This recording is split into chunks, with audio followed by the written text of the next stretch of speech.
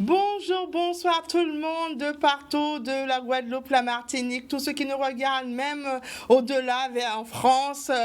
On vous dit vraiment bonsoir et bonjour parce que ça dépend de l'heure. Vous êtes bien effectivement dans le ZTL Event culturel du jeudi. Effectivement, on a eu un petit peu de décalage pour démarrer, mais on est présent, on est là. Comme d'habitude, la thématique, vous avez dû le voir, on parlera avec une invitée de qualité de ce qu'on sait faire en Guadeloupe. Mais avant, le petit coup de cœur et on revient vers vous.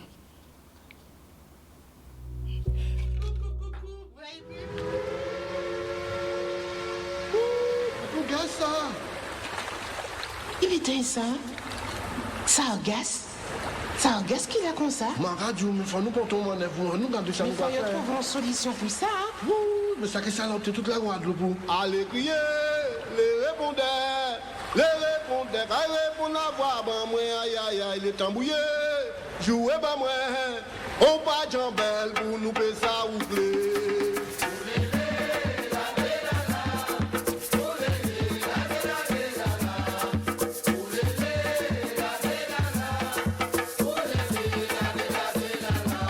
Aïe, ça gasse là, vini rivé, ravager toute la joie, la Guadeloupe, aïe aïe aïe, pas ni rien.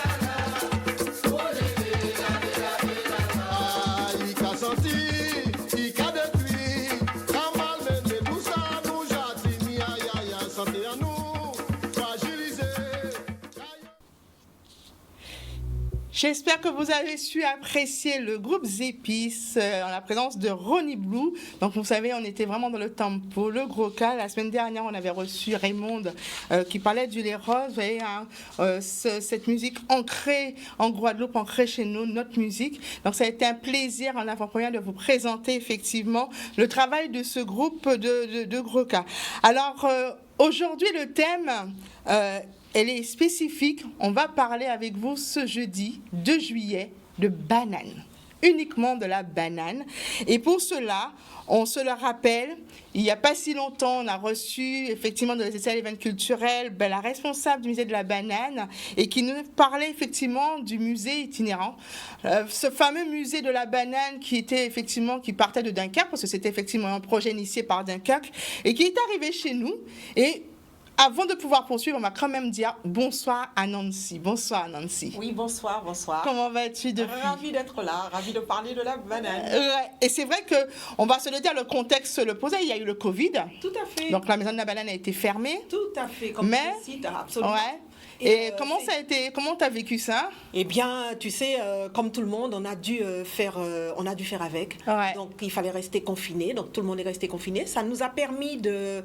On a vu le jardin évoluer. On a vu les plantes de couverture envahir les plantations. Mais c'était très, très bien. Et puis là, il y avait l'exposition, effectivement, itinérante en provenance de Dunkerque. C'était un siècle d'histoire de la banane. Mais nous avons décidé de conserver un petit peu cette exposition afin que les Guadeloupéens et tous les visiteurs en profitent pendant cette période de vacances. Donc, elle sera là jusqu'à la fin du mois de juillet. Donc, c'est vrai que pour vous mettre l'eau à la bouche, vous allez voir le plateau, un plateau magnifique, un plateau rien que pour vous, réalisé par Nancy pour vous montrer effectivement les variétés de bananes qui existent, mais surtout le travail de passion qu'elle exerce au quotidien. Donc on demandera à Yann effectivement de nous montrer ce plateau qui est vraiment magnifique. Ah ouais, là, sincèrement, il n'y a rien à dire. Donc justement, en voyant ça, donc, il faut savoir, parce que moi aussi j'ai été faire mes classes, donc il y a plus de 1500 variétés de bananes. Absolument. Combien sont comestibles? Alors, il faut savoir que dans le monde entier, il y a plus de 1500 variétés de bananes, en effet, mais il n'y a qu'une centaine de comestibles. Et j'ai porté quelques bananes que nous n'avons pas coutume de voir et que je vais expliquer. Ouais. Et on va découvrir pas mal de petites choses. Ben justement, bref historique de la banane. Alors, la banane est arrivée quand en Guadeloupe? Alors, il faut dire que déjà, la banane, elle est originaire de Malaisie. D'accord. Elle a été introduite en Guadeloupe, ça fait un moment, mais simplement les rares bananiers qui existaient servaient d'ombrière aux caféiers. C'était pas la culture, c'était, vous savez, nous avons toute une histoire. Ouais. C'était la route aux épices. Donc, c'était le café, le cacao. Et les rares bananiers, comme je disais, qui existaient, servaient simplement d'ombrière aux caféiers. Ouais. En 1928, il y a eu un cyclone qui malheureusement a ravagé les plantations. Les caféiers sont tombés, les cacaoyers sont tombés. Et on s'est rendu compte que pour que ça reporte, il faut attendre 5-6 ans. Ouais. La seule culture qui arrive à se reproduire en l'espace d'un an, c'est la banane. Donc, la culture de la banane s'est développée début des années 20. Alors, c'est vrai qu'on aime à dire que les fruits sont portés par des arbres. Est-ce que la banane, c'est un arbre? Ah, belle question. Parce que beaucoup de gens s'interrogent, et c'est ça l'astuce aussi. Le bananier, c'est la plus grande des herbes. En fait, moi j'aime bien faire cette métaphore. Quand je parle de bananier, j'aime bien faire le parallèle avec un énorme poireau. Parce qu'en fait, ce sont des limbes qui vont s'entourer les unes autour des autres pour former cette espèce de tronc. Ah ouais. Donc quand on va couper le bananier, ça va faire comme un poireau, en fait. Vous voyez, on pourra dérouler. Donc, il n'y a pas, et c'est pour ça, vous voyez, ces jours derniers, il y avait la sécheresse. Eh bien, les bananiers cassaient parce que c'était comme de la paille. Et puis, voilà. Ouais, et donc, effectivement, ils ont besoin de beaucoup d'eau. Beaucoup, beaucoup d'eau, voilà. Le bananier, c'est pourquoi ce n'est que dans la zone basse-terre. Alors, je suis là aussi, c'est pour comme ça, les Guadeloupéens, les Martiniquais, tout le monde, on aura la connaissance en sortant du plateau de Canal 10. Les gens sauront pas mal de choses. Il faut savoir que la Guadeloupe et la Martinique, nous produisons ensemble 270 000 tonnes de bananes. D'accord. Mais la Martinique, elle toute seule, fait déjà 210 000 tonnes. Ah ouais, parce que toute la Martinique est plantée en banane. Oui, c'est montagneux. C'est toute la Martinique, c'est une solide en fait. Tandis que si on remarque bien, la banane c'est dans le sud Basse-Terre. Oui.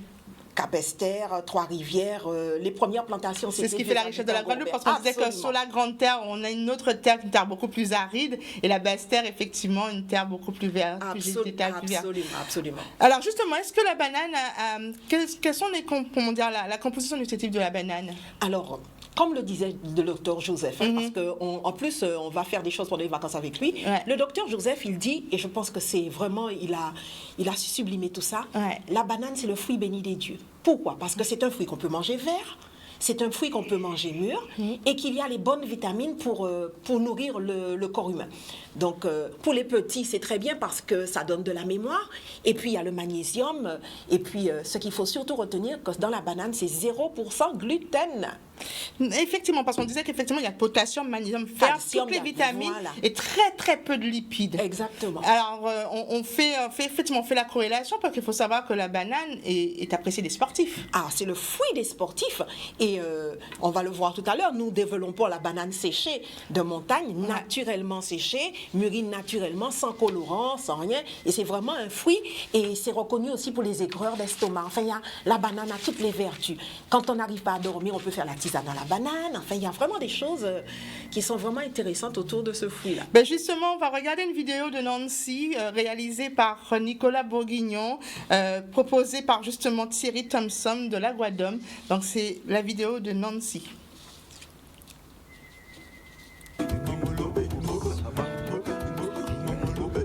C'est bon, c'est ça que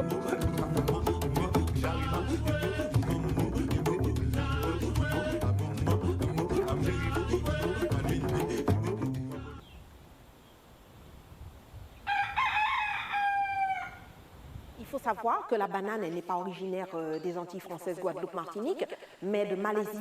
Avant, avec l'histoire que nous avons aux Antilles, c'était le commerce triangulaire, donc c'était la route aux épices. Donc les cultures qui étaient sur l'île, c'était le café, le cacao. Et c'est simplement les rares bananiers qui étaient sur l'île servaient d'ombrière aux caféiers. Et c'est après le cyclone de 1928 que les caféiers, cacaoyers sont tombés et se sont cassés et qu'on s'est rendu compte que pour qu'un caféier reporte, il faut attendre 5 ans. Cacao, la même chose. Donc c'est à ce moment-là que peu à peu, la banane a pris la place.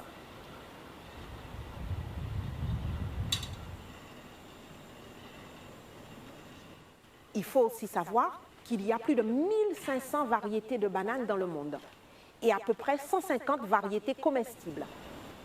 Alors, sur l'exploitation du musée de la banane qui se situe à la regrettée Trois-Rivières, dans les hauteurs, nous avons pour la partie écomusée un espace qui nous est dédié, à savoir 1,30 hectare. Et l'exploitation en elle-même fait 15 hectares. Et on peut retrouver, bien sûr, c'est la variété export Cavendish. Et puis, toutes les autres variétés ornementales qui vont décorer le parcours. Voilà. Alors, dans la collection de bananes du musée, on peut recenser à peu près une centaine de variétés. Donc, effectivement, des bananes dessert et des bananes légumes. Alors, il y a la poteau nain. Ben, le pied de banane même, il ne dépasse pas 1,50 m. Il y a la banane Benedetta ou main de Dieu. C'est une banane, pourquoi elle a ce petit nom vernaculaire, je veux dire exotique également, parce qu'on a l'impression qu'elle est en train de prier. Ce sont deux mains collées. Il y a la banane pyramide. C'est une banane qui mesure à peu près 4 mètres de hauteur et dont le régime aussi va faire quasiment 2 mètres de long. Il y a la banane, la figue pomme géante. Il y a la banane, la poteau, la banane plantain. On trouve toutes sortes de bananes rouges. On trouve la petite figue pomme, la fraicinette. La fraicinette, alors, sa particularité, c'est la plus petite variété comestible. Donc, on l'appelle quéquette de singe, bon, pour la petite histoire, quoi.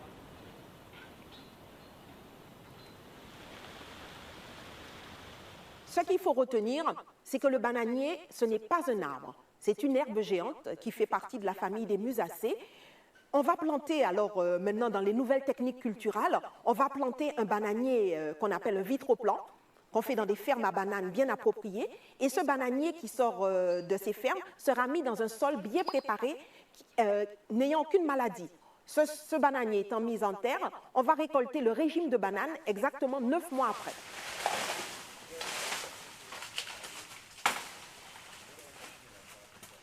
Je dirais que nous avons une chance vraiment inouïe que d'avoir ce fruit chez nous. La banane, moi je dis vive la banane des Antilles et je conseille à tous les Guadeloupéens et aux Martiniquais de continuer à manger ce fruit avec toutes ces vitamines, ces calories. Vraiment, la nature lui a tout donné, c'est vraiment le cas de le dire. Voilà, merci. C'est bon ?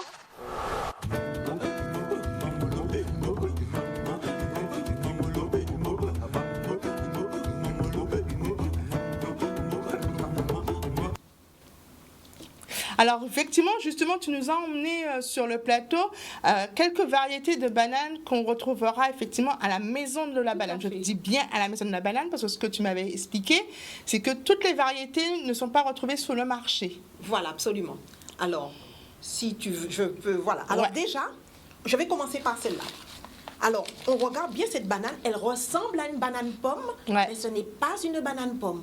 C'est la nouvelle variété de banane 100% bio qui a été mise en place par les producteurs de bananes de Guadeloupe et de Martinique en partenariat avec l'IT2, l'Institut Technique Tropical. Hein. Donc, c'est la Pointe d'Or. C'est celle qui a été baptisée récemment au Salon de l'Agriculture. Oui, tout à fait, qui a eu son trophée. Absolument. Donc, c'est la Pointe d'Or. Donc, c'est une banane qui est cultivée parce que ce qui est intéressant aussi de savoir, c'est que les groupements de producteurs, enfin, les producteurs de bananes, on est toujours vers l'innovation. On est toujours pour améliorer parce qu'il n'y a plus de traitement possible. Donc, il faut trouver des variétés de bananes qui résistent. Donc là, ça, c'est la Pointe d'Or. D'accord. Par contre, au niveau du musée, dans le cadre du musée de la banane, nous avons des variétés exceptionnelles. Alors, je vais prendre déjà celle-là. Alors, tout le monde, on peut bien la regarder, la forme, on voit bien qu'elle a une forme spéciale. Hein. C'est pas une banane, la popote. Alors, la fleur du bananier, c'est la partie mâle, s'appelle la popote. D'accord. Alors, on voit bien, quand on regarde cette popote, on voit qu'elle a une forme, un aspect... elle ressemble effectivement à un légume. Un légume. Alors, ce légume-là, c'est la banane artichaut. C'est comme un artichaut. Avec la nuance que, vous voyez, quand on se lève, il y a les petites bananes. Les petites bananes à l'intérieur. On cuisine tout ça. Tout se mange. Et c'est un artichaut qui a un goût de banane. Bah oui, c'est un artichaut qui a un goût de banane. Voilà. D'accord. Nous avons la petite fraisinette rouge. OK. Voilà, les toutes petites bananes rouges. Et il y a aussi la banane qui est un peu plus grosse que celle-là qu'on appelle chez nous, d'un nom vernaculaire, la banane tisane. C'est-à-dire elle fait pansement gastrique naturellement. Simplement, cette petite fraisinette se mange comme les petites bananes pommes.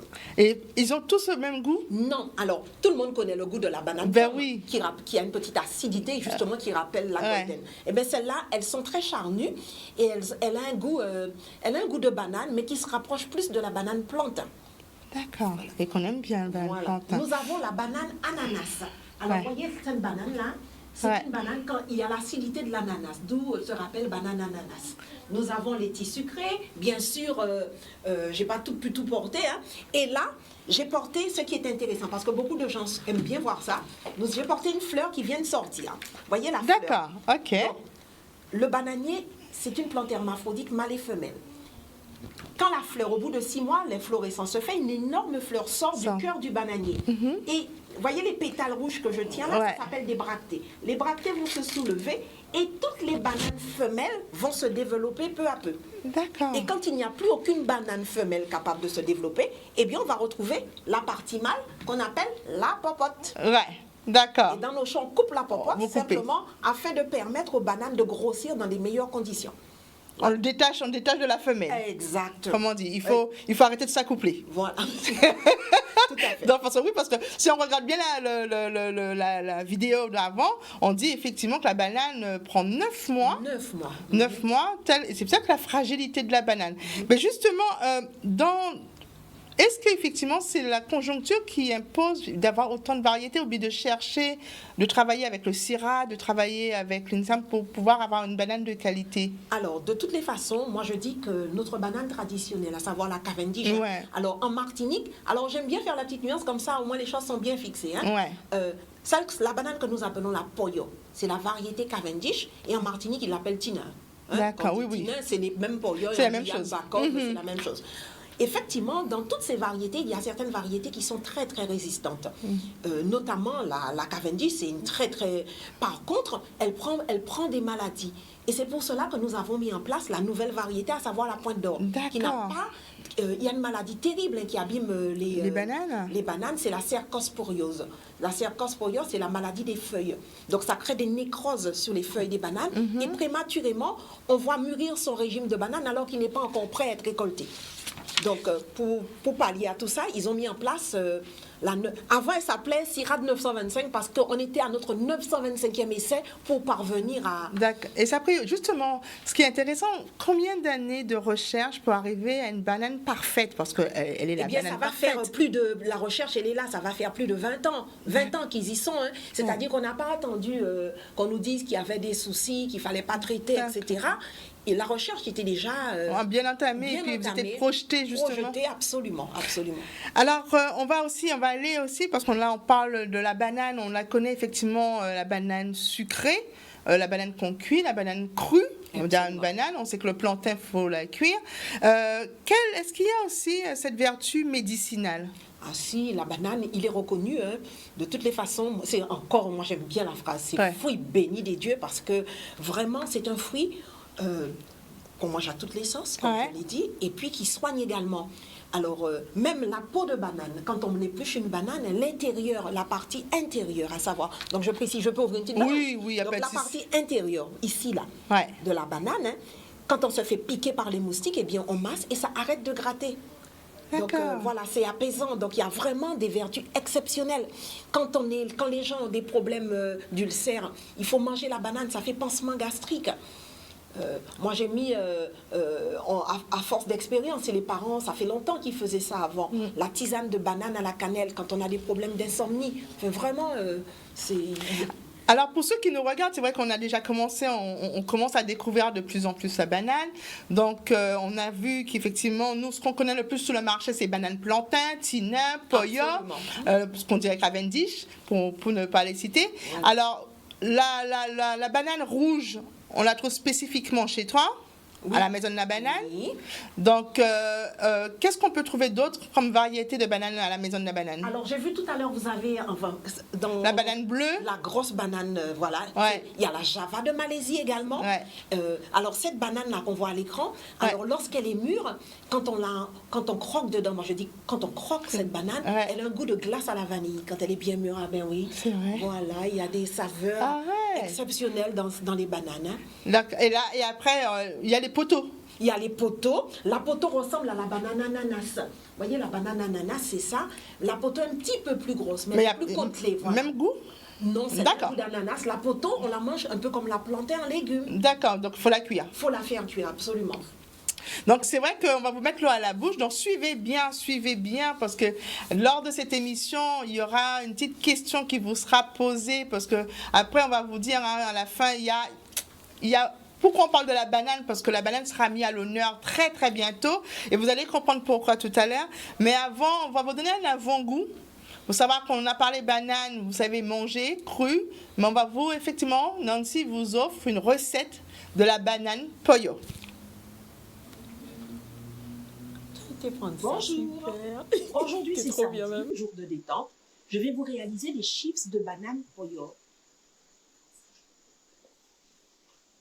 Anti-banane tous les matins, qui sont poyo, qui sont tina. Et même si vous préférez en plantain, c'est ça qui bande des pieds ou fin. Anti-banane tous les matins, qui sont poyo, qui sont tina. Et même si vous préférez en plantain, c'est ça qui bande des pieds ou fin. La banane est le fruit de notre labeur. Guadeloupe, Martinique, nous sommes ses ambassadeurs. La banane est le fruit de notre labeur. Guadeloupe, Martinique, nous sommes ses ambassadeurs. Anti-banane tous les matins, ils sont pas. Je reviens là. Tu as une affiche. Il y a une affiche justement qu'on va montrer. Donc vous avez pu voir la dégustation de la banane. Donc ce que vous voyez à l'écran, effectivement, les différentes variétés pour pouvoir faire un récapitulatif, on va dire comme dit si on est dans l'éducation. Notez bien, dans quelques variétés, on a parlé du Cavendish, le fruit jaune incurvé, la banane la plus courante qu'on va retrouver sur le marché de Pointe-à-Pitre, de Basse-Terre, en allant un petit peu partout sur le marché de la Guadeloupe, mais bien sûr en France, pour ceux qui vont dans les grandes surfaces prendre de la banane, c'est ce qu'on leur offre. La banane rose, comme on vous a dit, donc c'est ceux que si vous voulez avoir la banane rose, comme Nancy vous a montré, donc c'est à la Maison de la Banane. Il faut aller à Trois-Rivières. Comme on dit qu'il faut faire du tourisme local. Donc le tourisme local, sincèrement, c'est ce qui va effectivement nous permettre à notre économie d'avoir un regain sur soi après ce Covid-19. Donc vous voyez à l'écran toute cette variété qu'on peut vous proposer de bananes. Et toujours, je vous dis, ça c'est une variété de chez nous qu'on peut retrouver à la Maison de la Banane. Et respectueuse de l'environnement. Donc, pour effectivement combattre les insectes, les maladies, on vous a parlé effectivement de la banane qui a remporté le trophée, la banane Pointe d'Or. Voilà, tout à fait. Nous avons fait, parce que nous avons fait un petit concours avec les internautes, avec les jeunes, et puis il y avait plusieurs noms qui étaient, et puis c'est la Pointe d'Or qui a primé, donc c'est la nouvelle variété qui est mise sur le marché actuellement. La Pointe d'Or, banane Guadeloupe, Martinique, c'est la nôtre. Donc, alors, pourquoi on parle de la banane, il faut le savoir. Donc, on vous a offert une petite recette de banane, de chips avec des bananes Pollo, avec des tinins. Donc, je peux vous dire, j'ai déjà mangé, c'est délicieux. On vous offrira tout au long, pendant le temps que nous avons parti, des petites recettes qui vont être affichées pour que vous puissiez effectivement, quand vous achetez vos bananes, pouvoir effectivement savoir qu'est-ce qu'on peut faire à part les manger à l'eau, et à l'eau même pas salée, à l'eau carrément bouillir. Ce qui est bien, très bientôt, la Maison de la Banane va vous accueillir et avant d'arriver à cette découverte de la Maison de la Banane de par une activité qui sera bien spécifique, il y a eu le livret de la biodiversité. Alors, est-ce que tu peux nous en parler? Voilà, c'est-à-dire que pendant ces vacances, justement, quand les gens, nous avons décidé de faire des journées thématiques au musée de la banane, en partenariat avec le docteur Henri Joseph qui a bien voulu jouer le jeu avec nous. Donc, nous faisons des journées où les gens viendront passer une journée à la Maison de la Banane. On va les accueillir, on ira dans le jardin qu'on aperçoit, cueillir les fruits pour faire l'accueil, le petit didico d'accueil, le smoothie. Ensuite, il y aura des ateliers, il y aura le parcours de la biodiversité avec le guide, avec notre guide, le parcours de la biodiversité. Ensuite, on va poser des petites questions. Il y aura le repas offert par le musée autour de la banane. Ensuite, un atelier, on va voir tout à l'heure tout ce qu'on peut tresser avec le tronc, les feuilles du bananier. Et dans l'après-midi, il y aura le docteur Henri Joseph qui va venir, qui va faire une découverte sensorielle. Parce que nous sommes entourés de fruits, de fleurs et tout ça, et c'est bien de pouvoir les identifier. Alors, il faut savoir que cette journée va démarrer très bientôt. À partir du 8. Mais c'est très bientôt. Donc, on se dit qu'on ne sait pas où aller. Il y a effectivement cette possibilité. Alors, c'est une journée complète? C'est plusieurs jours? C'est la journée complète. Alors, c'est tous les mercredis avec le docteur Joseph et le vendredi avec Christine. Nous avons une autre personne qui interviendra le vendredi, mais c'est pour la partie, si vous voulez, tout ce qui est créole. Ce sera... les marées-têtes, ce sera la initiation aux danses traditionnelles, comment porter le costume créole. Et justement, Christine, c'est une spécialiste qui va donner les conseils en ce sens-là. Alors, ça commence le 8, donc ce sera pendant tout le mois de juillet. D'accord, et ça s'arrête, donc ça veut dire que ça s'arrête à la fin du mois de juillet. Alors, normalement, si la mayonnaise prend, et si on voit que les gens, vous savez, nous sommes en Guadeloupe, c'est ça. Et si on voit que les gens aiment bien, eh bien, on va poursuivre pendant le mois d'août, parce que nous avons 2 mois de vacances tout de même.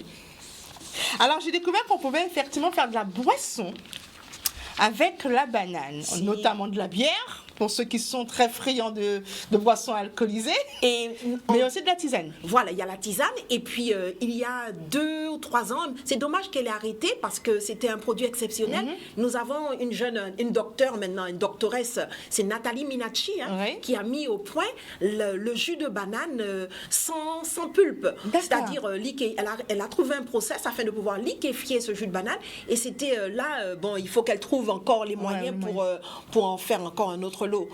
Mais justement, on va vous montrer à l'affiche. Prenez note, prenez vos stylos, papier, crayon, tout ce que vous voulez, capture d'écran. On va vous proposer le punch à la banane. Trop top avec tes recettes, toi. Le punch.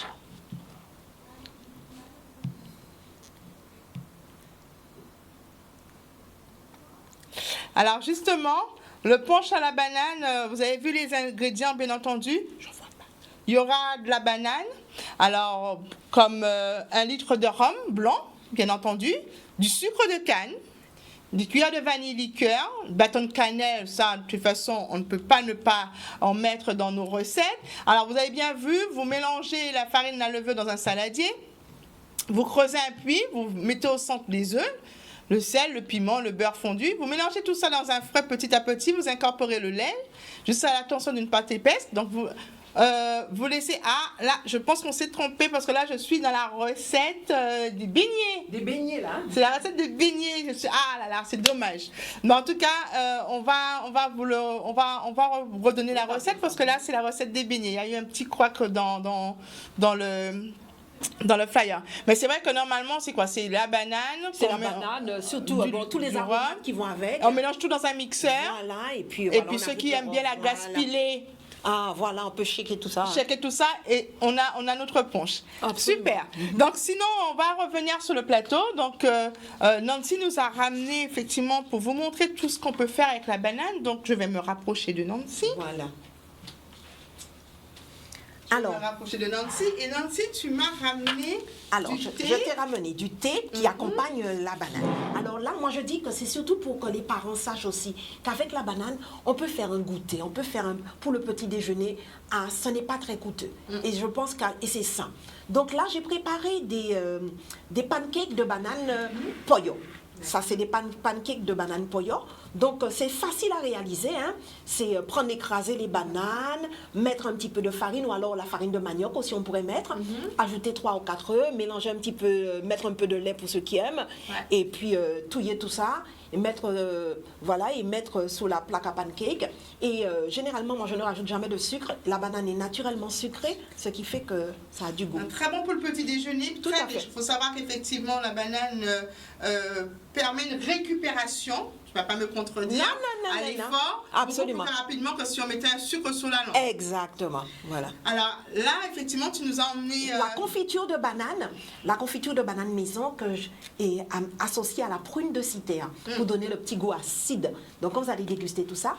Et à côté, juste, ça, j'ai fait des petits muffins de banane. Ça, c'est en salé et en sucré. Alors, vous prenez des bananes plantains, vous les écrasez. Vous rajoutez 2 œufs, vous mettez des petits cubes de jambon, beaucoup d'aromates, cive, persil, thym, un petit peu de piment végétarien, et on met ça dans le moule, on met ça dans les petits moules, et on met au four. Et voilà. Et ensuite, dans le petit tas, là, c'est le thé. Là, c'est le thé pour accompagner tout ça. Donc, voilà. Et sucré il n'y a pas de sucre ajouté. Alors, c'est la menthe ricless, c'est la groseille pays, et c'est le basilic. D'accord. Voilà. Je vais vous goûter. Oui, hein, tout à fait. Il faut goûter pour eux. Je vais goûter pour vous. Ça se laisse boire et ça se laisse manger, je pense. Voilà. Super. Voilà. Il n'y a pas une goutte de sucre ajoutée, tu verras comme c'est bon. Effectivement, c'est sucré et en même temps, on sent bien l'acidité. Ah ouais, et tout ça à partir de quelle que soit la banane? Quelle que soit, voilà. Donc là, ça c'est pour accompagner la banane. Hein, ça c'est pour accompagner la banane. Donc ce sont des tisanes, justement, pendant les journées thématiques. Alors il n'y a pas de coca, il n'y aura pas toutes ces boissons. Ce sera que les tisanes maison locales.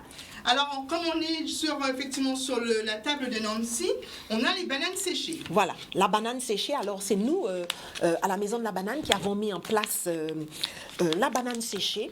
La banane de montagne, je précise bien, la banane de montagne, séchée naturellement, sans colorant. Enfin, il n'y a rien d'autre que la banane. Et puis, il y a tout un process. Et puis, qui dure très longtemps. Il faut trouver comment bien la sécher. Je suis entourée d'une équipe qui manage assez bien tout ça. Et voilà, ça donne ce produit-là. Et très bien pour après l'effort, au petit déjeuner. Et ce qui est très intéressant aussi, c'est qu'on peut faire, par exemple, une semoule. On peut manger, par exemple, tout ce qu'il y a de traditionnel chez nous. Maintenant, on fait le chou local. On peut couper tout ça et puis on mélange des petits bouts de banane et puis c'est très bon pour la santé. Voilà. Alors, on va passer à un persil artisanal. Donc, je demanderai à ce que Nancy, on évolue sur le plateau, on revient. Donc, vous avez vu, on va parler de la banane pressée. Et je vais vous montrer sur ma table. Vous voyez, je vous le montre. Ça, c'est fait avec des feuilles de banane. C'est-à-dire que la banane, on ne jette rien. Tout est à garder, vous voyez. Vous avez effectivement des coiffes. Alors, tu peux montrer ce que Nancy a de son côté. Voilà, on arrive à... Alors, la matière brute, là, voilà. Donc, j'ai porté le brut. Hein. Alors, justement, pendant les journées thématiques, nous allons apprendre à nos visiteurs, à ceux qui vont participer. Nous allons apprendre à ceux qui vont participer à justement tresser ce tronc de bananier afin de créer les petits objets qu'on voit à côté là.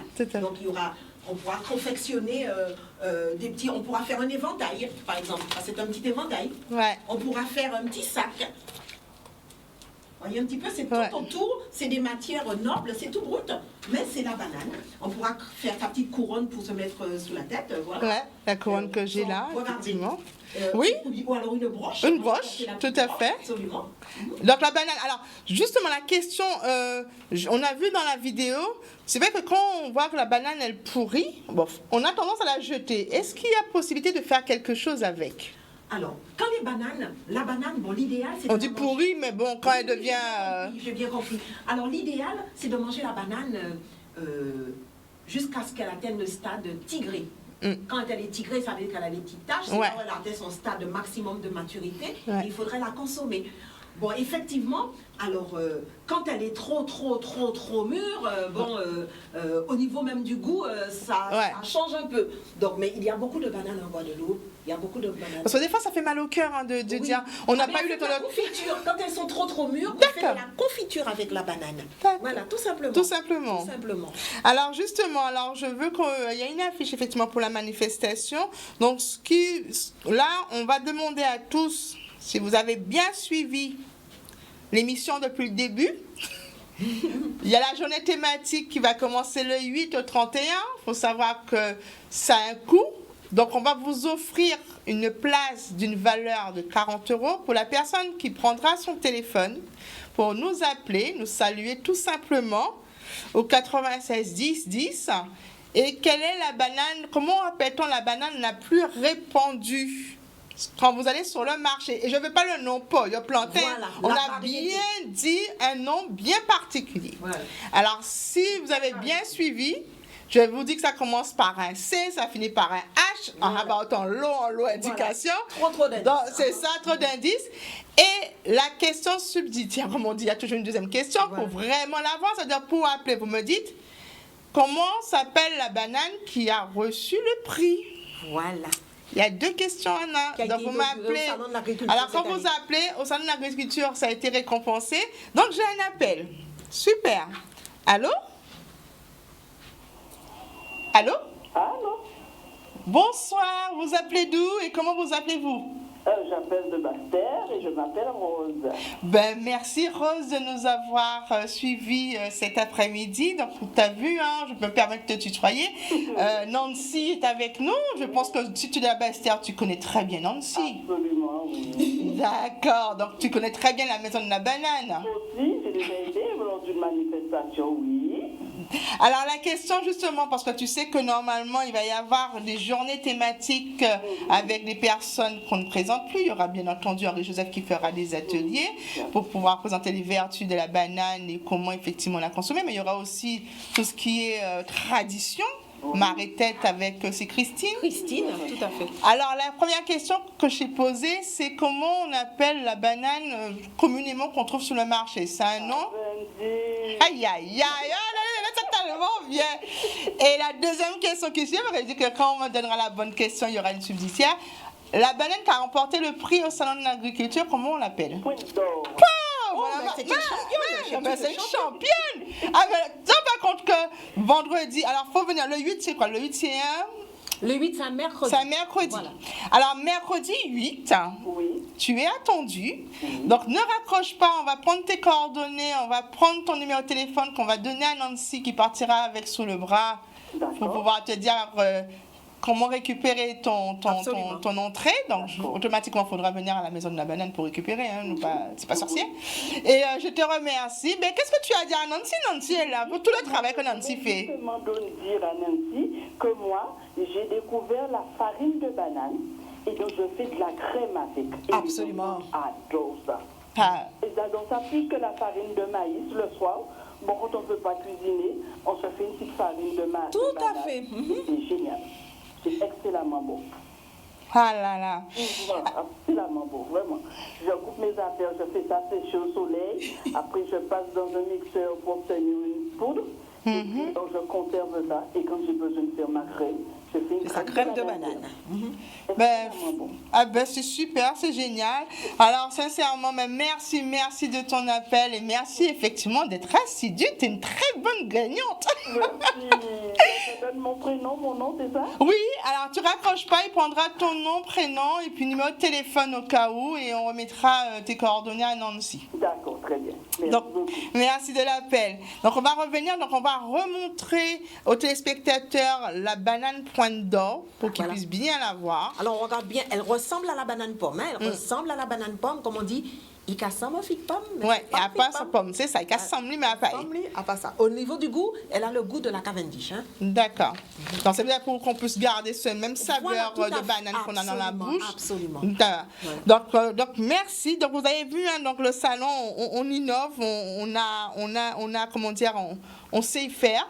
Alors on vous donne deuxième recette, accra de banane à l'antenne. Allez, on monte l'accra de banane. Comme ça, vous allez pouvoir noter et pouvoir faire de la banane ce soir.